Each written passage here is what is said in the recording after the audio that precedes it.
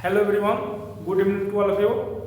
Welcome to my YouTube channel math point. Math point पर मैं आपका हार्दिक अभिनंदन वंदन और स्वागत करता हूं। आज जो है हम लोग क्लास 10 के चैप्टर नंबर 2 सेकेंड चैप्टर है, जो एग्जाम की हम लोग तैयारी कर रहे थे, उसमें आज जो है हम लोग चैप्टर नंबर 2 जो प्रोनोमियल है, इस चैप्टर के बारे में क्या करेंगे, पढ़ेंगे। आज से पहले मैं 3 जो है चैप्टर के क्वेश्चंस को क्या करके मतलब सॉल्व करके और यूट्यूब चैनल पे हमने छोड़ा है। पहले जब हमने चैनल को चालू किया था, उस समय हम लोग सरफेस एरिया एंड वैल्यू पढ़ा था। उसके बाद से हम लोग त्रिकोणमिति पढ़े, उसके बाद से हाइट एंड डिस्टेंस पढ़े। अब हम लोग चालू करेंगे प्रोनोमियल। हाँ, उसके बाद एक चैप्टर पढ़े थे एपी में। इन 4 चैप्टर हम लोग पढ़ लिए हैं। आज हम लोग 5वां चैप्टर चालू करेंगे, जो है हम लोग का प्रोनोमियल। ये जो है अलग अलग हम चैप्टर इसलिए पढ़ा करके वीडियो छोड़े हैं ताकि इन सब चैप्टरों में से बहुत ज़्यादा से ज़्यादा क्वेश्चंस आते हैं बोर्ड एग्जाम में। तो इस चैप्टर को चालू करते हैं। आज का वीडियो जो है हम लोग का इंट्रोडक्शन रहेगा, और उसके बाद से जो है हम लोग इंट्रोडक्शन के बाद एक एक क्वेश्चन को सॉल्व करेंगे। कौन कौन से क्वेश्चन कैसे कैसे बोर्ड एग्जाम में आते हैं, पूछे जाते हैं, यूपी बोर्ड, सीबीएसई बोर्ड और बिहार बोर्ड। अभी तो हमने सीबीएसई बोर्ड के जैसे ऑल टू ऑल इंग्लिश में लिखा है, इसको हिंदी में भी समझाएंगे और आप उसको समझिएगा, कोशिश कीजिएगा। दिया है क्या है, ये प्रोनोमियल। प्रोनोमियल मतलब होता है बहुपद। क्या होता है? बहुपद। पद का मतलब होता है टर्म। क्या होता है? पद का मतलब होता है इंग्लिश में टर्म। यानी एक या एक से अधिक टर्म जब आपस में मिलेंगे नो, पद जब आपस में मिलेंगे नो, बहु मतलब बहुत से, पद मतलब बहुत से पद को आपस में जोड़ देते हैं, वही क्या कहलाता है? बहुपद कहलाता है। तो इसमें हमको पहला चीज पढ़ना है टर्म के बारे में। टर्म जो होता है इसको हम बोलते हैं, क्या बोले? पद होता है टर्म। ठीक है, तो एक हमने टर्म लिखा है, जो टर्म दिया है 5x। क्या टर्म लिखे हैं? 5x। इसमें जो हमारा 5 है वो है नंबर ऑफ कोफिशिएंट। क्या है? Number of coefficient. अब कहने का मतलब यह है कि 5 है तो इसमें 5 नंबर ऑफ कोफिशिएंट हो गया, और x जो है वो हम लोग का वेरिएबल कहलाएगा। ठीक है, तो कोई भी डिजिट हम ले सकते हैं। मान लीजिए 8x ले लिए, तो x जो है वो हमारा क्या होगा? वेरिएबल कहलाएगा, और 8 जो है वो हम लोग का नंबर ऑफ कोफिशिएंट कहलाएगा। ठीक है, जरूरी नहीं है कि यहाँ x ही आएगा, अल्फाबेट के कोई भी लेटर आ सकते हैं। a आ सकता है, B आ सकता है, C आ सकता है, A to Z कुछ भी आ सकते हैं। ठीक है, तो हम यहाँ क्या कर सकते हैं? रख सकते हैं। तो जो अल्फाबेट के लेटर होंगे उसको वेरिएबल बोला जाएगा, और जो भी डिजिट में दिए गए होंगे, नेचुरल नंबर होंगे, उसको बोला जाएगा नंबर ऑफ कोफिशिएंट। क्या बोला जाएगा? Number of coefficient. यहाँ तक आप लोगों को समझ में हमको है कि आ गया होगा आप लोगों को। नंबर ऑफ कोफिशिएंट, जो भी डिजिट दिया जाएगा वो नंबर ऑफ कोफिशिएंट होगा, और अल्फाबेट के जो भी लेटर होंगे वो वेरिएबल कहलाएंगे। अब इसके बाद से दूसरा है types of the polynomial on the basis of term. यानी बेसिस ऑफ टर्म में प्रोनोमियल कितने टाइप्स के होते हैं, कितने प्रकार के होते हैं। तो यहाँ पर देखा जाए तो हमने 3 को लिखा है। पहला है मोनोमियल, दूसरा होता है बाइनोमियल, और तीसरा होता है त्रिनोमियल। मोनोमियल जो होता है, जिसका एक टर्म होता है वो मोनोमियल कहलाता है। क्या कहलाता है? जिसका एक टर्म होता है वो मोनोमियल कहलाता है। जैसे मान लीजिए 3x हमारा एक टर्म इसमें है, क्या कहलाएगा? मोनोमियल कहलाएगा। 6x क्या कहलाएगा? मोनोमियल कहलाएगा। 8x क्या कहलाएगा? मोनोमियल कहलाएगा। तो जिसका एक टर्म होगा उसको हम क्या कहेंगे? मोनोमियल कहेंगे। इसको हिंदी में बोल सकते हैं एकल पद, यानी एक पद बोल सकते हैं, एकल पद बोल सकते हैं। ठीक है, अब देखा जाए तो बाइनोमियल जो होता है इसमें दो पद होते हैं आपस में मिले होते हैं। बाइनोमियल में कौन पद होते हैं? दो पद होते हैं जिसको द्विपद बोलते हैं। क्या बोलते हैं? द्विपद। इंग्लिश में बोलते हैं इसको बाइनोमियल। क्या बोलते हैं? बाइनोमियल। ठीक है, जैसे मान लीजिए 3x + 2 एक बाइनोमियल, दो पद हो गए, 3x अलग हो गया, 2 अलग हो गया। 4y + 9 4y अलग हो गया, 9 अलग हो गया। तो यहाँ पर देखा जाए इसमें दो पद है, इसीलिए इसको बाइनोमियल बोलेंगे, या इसको हम द्विपद भी बोल सकते हैं। जिसका दो पद होगा, दो टर्म होगा, उसको बाइनोमियल या द्विपद बोला जाता है। यहाँ पर देखा तो त्रिनोमियल है। क्या है? त्रिनोमियल। त्रिनोमियल में कितने पद होते हैं? तो 3 पद होते हैं। जैसे मान लीजिए 4x + 5y 4ay + z। यहाँ पे देखा तो 3 टर्म हो गए, 3 टर्म हो गए, 3 पद हो गया, तो इसको बोलेंगे त्रिनोमियल। यानी समझ में ये आया कि जिसमें एक पद होते हैं, एक टर्म होते हैं, उसको बोलते हैं मोनोमियल। जिसके दो पद होते हैं उसको बोलते हैं क्या? बाइनोमियल। और जिसके 3 पद होते हैं उसको बोलते हैं त्रिनोमियल। यानी एक पद को एकल पद बोलते हैं, दो पद को द्विपद बोलते हैं, 3 पद को त्रिपद बोलते हैं, और 3 से अधिक पद जब आते हैं तो उसको हम प्रोनोमियल बोलते हैं। प्रोनोमियल बोल सकते हैं। देखा जाए तो बस ये जरूरी नहीं है कि 3 से अधिक पद आएंगे तो उसी को त्रिनोमियल बोलेंगे, मतलब बहुपद बोलेंगे। देखा जाए तो ये भी बहुपद है, ये भी बहुपद है, सब ये आपस में कहा एक बहुपद है। x और मतलब कोएफिशिएंट, नंबर ऑफ कोएफिशिएंट और वेरिएबल आपस में मिले हुए हैं तो एक बहुपद के ही अंतर्गत आएंगे। ठीक है, यहाँ तक हम लोग पढ़ लिए हैं। ठीक है, अब आगे चलते हैं। तो दिया है डिग्री ऑफ प्रोनोमियल। क्या दिया है? Degree of polynomial. इसमें अब डिग्री क्या होता है? प्रोनोमियल तो समझ में आ गया है, बट अब डिग्री होता क्या है? तो डिग्री के बारे में क्या करेंगे? पढ़ेंगे। तो डिग्री क्या होता है? यहाँ पे देखिए डिग्री का डिफिनेशन लिखे हैं, highest power of the variable in polynomial. Variable का हाईएस्ट जो पावर होगा, वेरिएबल इसमें कौन है? तो 5x में वेरिएबल x था ना, तो इसमें जो सबसे बड़ा पावर होगा वही उसका डिग्री कहलाएगा। हिंदी में डिग्री का होता है घात। क्या बोलते हैं हिंदी में? घात बोला जाता है। डिग्री मतलब घात। जैसे मान लीजिए यहाँ पर लिख दिए 5x + 4 + 3x² और +9। इसका देखा जाए तो डिग्री ऑफ पावर जब बोला जाएगा तो इसको बोला जाएगा क्या? सबसे बड़ा पावर कौन है? तो 4 है, तो डिग्री ऑफ पावर के स्थान पे हो जाएगा हमारा क्या? 4 and 4। समझा रहे हो? मान लीजिए 9x ^ 5 + 4x है, तो डिग्री ऑफ पावर क्या होगा इसका? डिग्री ऑफ प्रोनोमियल तो हो जाएगा ये 5। तो सबसे बड़ा जो पावर होगा वही उसका घात कहलाएगा, यानी कि डिग्री ऑफ प्रोनोमियल कहलाएगा। अब देखा जाए तो डिग्री ऑफ प्रोनोमियल को भी 3 भागों में क्या कर सकते हैं? बांट सकते हैं। 3 भागों में बांट सकते हैं। जैसे मैंने दिया है चौथा हेडिंग कि types of the polynomial on the basic degree.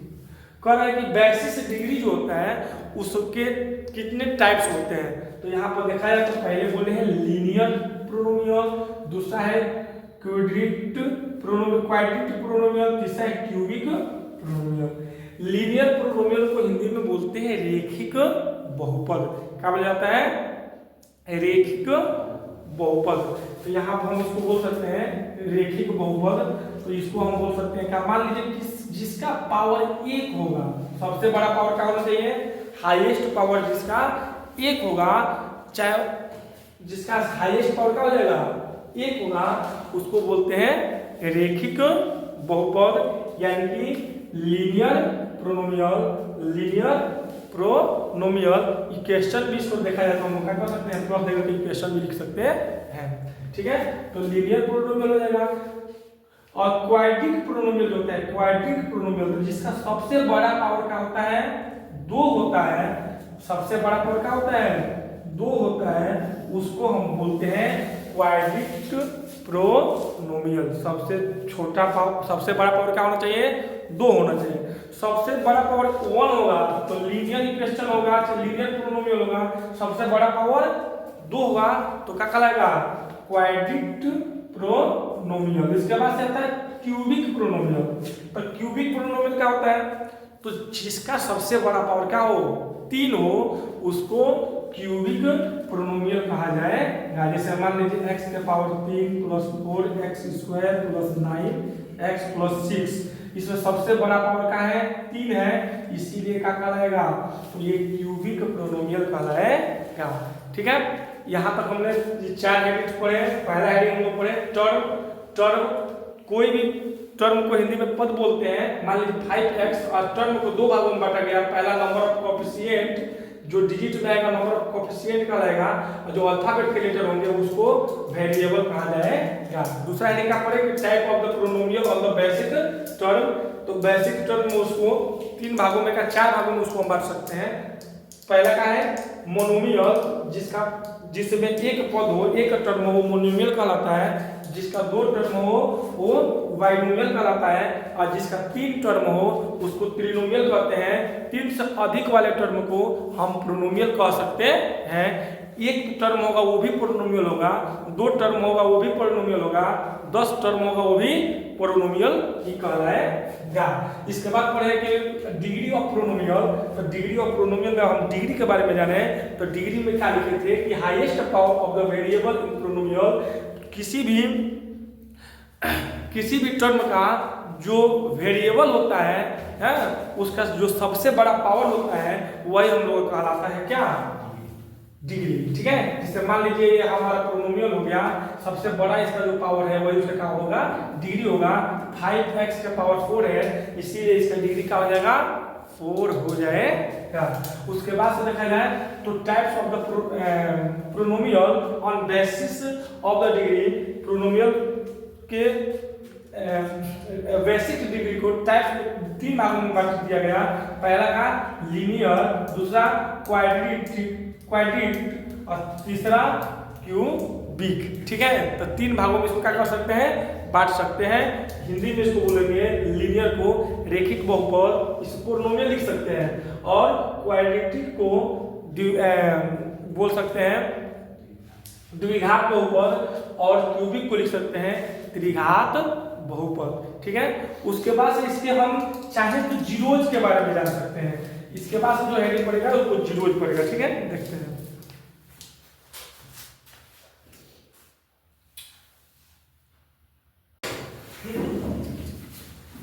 अब जो है नेक्स्ट इसमें है 5 number zeros of the polynomial. किसी भी पोलिनोमियल का जो हमको जीरोज फाइंड करना हो, ठीक है, जीरोज निकालना हो तो जीरोज कैसे निकालते हैं। तो दिया है the value of the variable of which the polynomial become equal to 0। कह रहा है कि कोई भी वेरिएबल यानी कोई भी दिया गया होगा मोनोमियल, ठीक है, तो उसके वेरिएबल को 0 के इक्वल में दिखा देना। जो दिखाया जाता है वही हम लोग क्या कहता है जीरोज कहलाता है। क्या कह रहा है the value of the variable. Variable क्या है, मान लीजिए यहाँ पर 5x दिए थे और इक्वल में क्या होता है 0। ठीक है, तो मान लीजिए वो जो हम क्या करना है इसमें हमको वेरिएबल का वैल्यू फाइंड करना है। तो x बराबर क्या हो जाएगा 0/5। x बराबर आ गया कितना तो 0। तो यहाँ पर जीरोज जो है ठीक है वो क्या आया 0 आया। यानी क्या करने का मतलब है value of the variable of the which the polynomial become equal to 0। यानी कह रहे हैं कि 0 के इक्वल में अगर कोई पोलिनोमियल आ जाए, ठीक है, तो उसको क्या बोला जाता है, तो उसको बोला जाता है पोलिनोमियल ऑफ जीरोज, यानी जीरोज ऑफ पोलिनोमियल। यानी यहाँ पे ये भी हम लिख सकते हैं कि मान लीजिए हम रख दिए यहाँ पर x इज इक्वल 5। तो यहाँ पर 0 था, 0 तो हम रख सकते हैं लोगों पे किसके x के बराबर में 0 0 के बराबर 5 नहीं हो गया। तो यहाँ पर मान लेंगे क्या है कि इसका जीरोज जो है वो क्या है 5 है। यानी कोई भी x का वैल्यू अगर जो कुछ आ रहा है इक्वल में तो वह उस पोलिनोमियल का क्या कहलाएगा जीरोज कहलाएगा। ठीक है, number of the zeros polynomial equal to the degree. अब यहाँ पर देखा जाए तो दिया है कि relationship between zeros and the coefficient of the polynomial. कह रहे हैं कि रिलेशनशिप दिखाना है किसके किसके, तो जीरोज और कोएफिशिएंट के बीच। तो जीरोज और कोफिशिएंट तो अभी आप बताए थे कि कोफिशिएंट नंबर ऑफ कोफिशिएंट का क्या होता है। तो मान लीजिए 5x है, तो मतलब ये 5 जो है पहले वाला जो डिजिट था वो कोफिशिएंट था और 1 था वो वेरिएबल था। तो हमें कोफिशिएंट और किसके साथ, जीरोज के साथ हमें क्या दिखाना है, तो रिलेशनशिप दिखाना है। तो उसके लिए फॉर्मूला होता है सम ऑफ जीरोज। पहला क्या होता है फॉर्मूला, सम ऑफ जीरोज। तो सम ऑफ जीरोज बराबर क्या होता है, तो सम ऑफ जीरोज मतलब जीरोज दो निकलता है, एक को मानते हैं अल्फा और दूसरे वाले को मानते हैं बीटा। तो सम मतलब होता है दोनों का एडिशन यानी ऐड जोड़। तो अल्फा प्लस बीटा बराबर होता है माइनस का बी बाई ए। अभी हम निकालना बताएंगे, सबको एक एग्जांपल देंगे। अल्फा प्लस बीटा बराबर माइनस का बी बाई ए यानी sum of zeros. Sum of zeros कभी भी फाइंड करना होगा तो आपको डिफिकल्ट फाइंड कर सकते हैं। अल्फा प्लस बीटा इक्वल में माइनस का बी बाई ए। उसके बाद से क्या है, प्रोडक्ट ऑफ जीरोज यानी अल्फा इंटू बीटा इक्वल में मान सकते हैं सी बाई ए। ये फॉर्मूला लर्न होना चाहिए। जब भी हम जीरोज और कोफिशिएंट के बीच मध्य रिलेशनशिप दिखाते हैं तो सम ऑफ जो जीरोज होता है, सम ऑफ जो जीरोज होता है उसका फॉर्मूला होता है क्या, अल्फा प्लस बीटा इक्वल में माइनस का बी बाई ए। उसके बाद से देखा जाए तो प्रोडक्ट ऑफ जीरो जो होता है वो होता है अल्फा इंटू बीटा इक्वल में सी बाई ए। ये फॉर्मूला हमें क्या होना चाहिए, लर्न होना चाहिए। इसका एक एग्जांपल देख लेते हैं कैसे सॉल्व होगा। तो यहाँ पर देखिए, इसको इरेज कर देते हैं।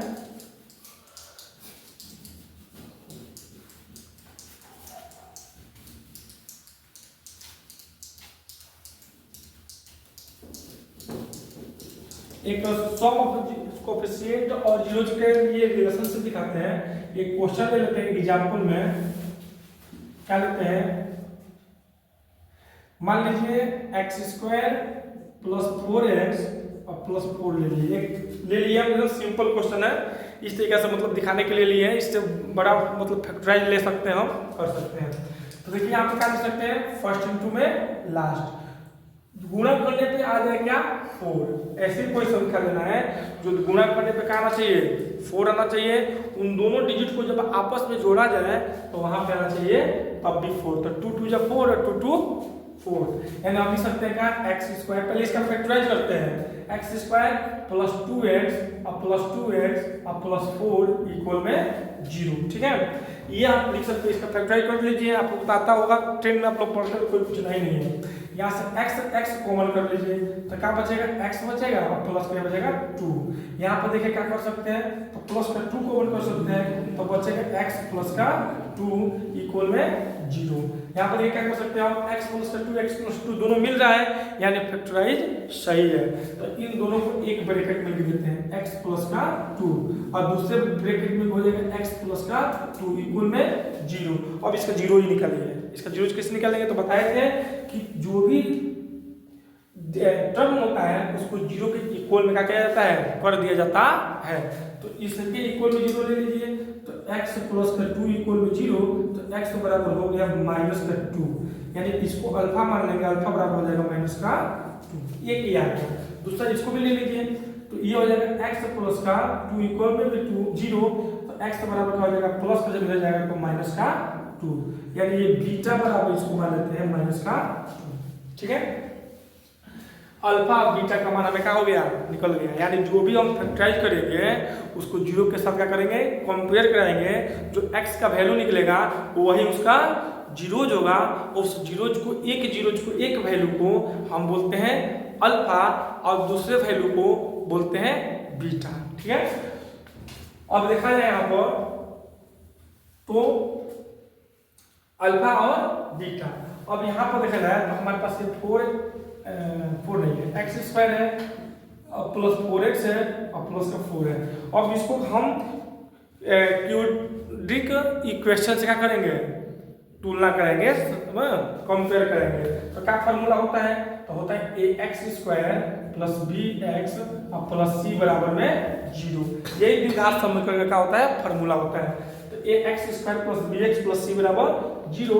x स्क्वायर का कोफिशिएंट का a है तो यहाँ पे हो गया ए, और यहाँ पे एक्स स्क्वायर का कोएफिशिएंट का है 1 छुपा है तो प्लस का 1, तो ए बराबर का आ गया प्लस का 1, और एक्स का कोएफिशिएंट बी है और यहाँ पे एक्स का कोएफिशिएंट 4 है इसलिए बी बराबर का आ गया 4। यहाँ पे देखिए सी का कोएफिशिएंट ए सी है और यहाँ पे क्या है 4 है इसलिए सी बराबर का आ गया 4। हमें क्या करना है, जीरोज एंड कोएफिशिएंट के बीच रिलेशनशिप का करना है, दिखाना है। यहाँ पे लिख सकते हैं सम ऑफ जीरोज, पहले लिखेंगे sum of zeros, sum of zeros. तो क्या होता है सम ऑफ जीरोज, अभी बताए थे कि अल्फा प्लस बीटा इक्वल में माइनस का बी बाई ए। यहाँ पे देखिए अल्फा का स्थान पे क्या है, यहाँ पे देखिए अल्फा का स्थान पे क्या है, अल्फा का स्थान पे माइनस का 2 है, यहाँ पे देखिए माइनस का 2 और प्लस, अब बीटा का स्थान पे क्या है, तो बीटा का स्थान पर क्या है माइनस का 2 आया है, तो माइनस का 2 इक्वल में माइनस का बी का स्थान पे क्या है 4 है, और ए का स्थान पे क्या है, तो ए का स्थान पर देखा है तो 1 है। यहाँ पे देखिए माइनस का 2 और प्लस माइनस का 2 इक्वल में माइनस का 4, जोड़ दीजिए इसको, माइनस का 4 बराबर माइनस का 4। देखिए LHS बराबर RHS आ गया, यानी कि सम ऑफ जीरो क्या है रिलेशनशिप दर्शा रहा है, इक्वल आ गया तो दर्शा रहा है, इक्वल नहीं आएगा तो कोएफिशिएंट दर्शाता तब नहीं माना जाएगा। अब हमें प्रोडक्ट ऑफ जीरो निकालना है, तो यहाँ पे लिख सकते हैं प्रोडक्ट ऑफ जीरो, यहाँ से लिख लेते हैं प्रोडक्ट ऑफ जीरो, यहाँ से ले लेते हैं product of zero, product of zero. तो क्या हो जाएगा जी product of zero, alpha into में बीटा बराबर में होता है सी बाई ए। यहाँ पे देखिए सिंपल अल्फा का है माइनस का 2 है और बीटा क्या है माइनस का ही 2 है, और इक्वल सी क्या है सी बाई ए 4 है, और ए का है तो ए देखा है तो 1 है। यहाँ पे देखिए माइनस का माइनस कट जाएगा दोनों, तो 2 दूना 4 हो जाएगा इक्वल में 4। देखिए आपको प्रोडक्ट ऑफ जीरोज भी 4 इक्वल में 4 आया, और सम ऑफ जीरोज भी माइनस में 4 इक्वल में 4 आया, यानी इसका रिलेशनशिप का हो गया दर्शा दिया। तो कभी भी कोएफिशिएंट और जीरोज के बीच रिलेशनशिप दिखाने के लिए एग्जाम में कहेगा तो आप लोग यही फॉर्मूला लगा करेंगे, जैसा दिया वैसा लगाओगे, ठीक है। Thank you to all of you. आज के लिए नेक्स्ट वीडियो में जो है इसके आगे इंट्रोडक्शन के बारे में पढ़ेंगे। Thank you.